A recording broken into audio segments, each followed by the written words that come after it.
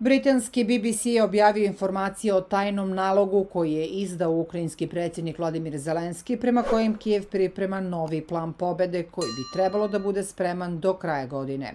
Prethodni planovi, koji su se uglavnom oslanjali na zahteve prema zapadnim saveznicima, nisu dali rezultate, pa je sada cilj usmeriti se na ono što Ukrajina mora sama da uradi. Prema izvorima iz ukrajinske vlade, novi plan poznat kao Plan B sadrži suštinske razlike u odnosu na prethodne. Glavni fokus biće na unutrašnjim pitanjima, pre svega na razvoju vojno-industrijskog kompleksa i odbrambenih kapaciteta zemlje. Uz to plan obuhvata i ekonomske i socijalne reforme sa ciljem očuvanja jedinstva u zemlji i postizanja stabilnosti u ključnim oblastima.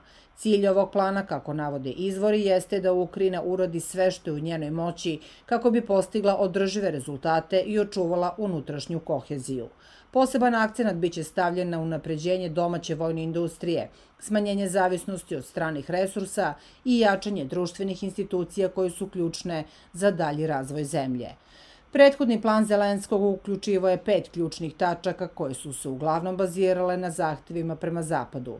Zahteve Kijeva, poput ulaska u NATO i izvođenja napada na ruskoj teritoriji, Zapad je shvatio kao previše riskantne, posebno zbog straha od direktne konfrontacije sa Rusijom. Umesto kao saradnja, Zelenski je svojim planom postavio nešto što je izgledalo kao ultimatum, što je dovelo do odbijanja od strane zapadnih saveznika.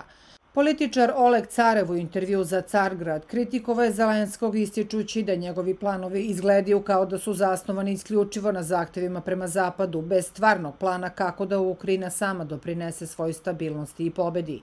Za Zelenskog su svi zahtevi usmereni prema Zapadu, ulazak u NATO, udari na rusku teritoriju, veća isporuka oružja, sve to u osnovi ultimatum koji Zapad jednostavno nije mogao da prihvati, objasnio je Carev. Nemačka političarka Sevim Dagdelen otišla je korak dalje, predloživši da se Zelenski kazni zbog, kako je nazvala, nuklearne ucene koju koristi u svom planu pobede. Prema njenom mišljenju, Zelenski pokušava da ubrza ulazak Ukrajine u NATO, igrajući na kartu nuklearne pretnje, što je, kako ona tvrdi, izuzetno opasno za svetsku bezbednost.